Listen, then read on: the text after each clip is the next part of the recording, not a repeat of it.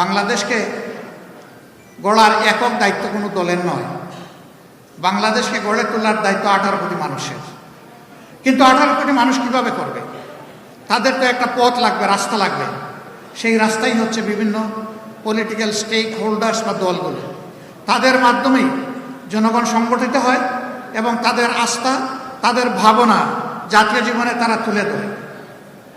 রাজনৈতিক এই দলগুলার কাঁধে এখন গুরুদায়িত্ব বর্তিয়েছে। 53 বছর যেভাবে জঞ্জাল নিয়ে আমরা চলেছি, আগামীতে আমরা যেন একটা জঞ্জালমুক্ত সমাজ গড়ে তুলতে পারি, সেইভাবেই সকল রাজনৈতিক দল এবং জোট তারা কর্মসূচি পরিকল্পনা সাজাবেন আমরা আশা করতে চাই। আমরা এমন একটি বাংলাদেশ চাই যেই বাংলাদেশে আসিয়ারা আর 18 কোটি মানুষকে কাঁদাবে না।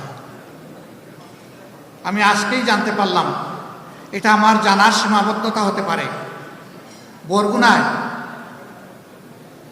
12 বছরের একটি মেয়েকে, একটি হিন্দু পরিবারের একটা মেয়েকে ধর্ষণ করা হয়েছে। ধর্ষকদের বিরুদ্ধে বাবা মামলা করেছেন। আসামিরা এই 2-3 দিনের ভিতরে মামলা করার সাথে সাথেই বাবাকেও খুন করেছে। এ কোন বাংলাদেশ? এই বাংলাদেশ তো 18 কোটি মানুষ চায় না।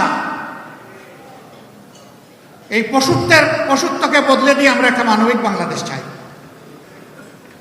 এবং আমরা বিশ্বাস করি, মানুষ যদি আল্লাহকে ভয় করে, মানুষ যদি আল্লাহকে ঠিকমতো ভয় করে, তাহলে মানবিক বাংলাদেশ গড়ে তোলা সম্ভব।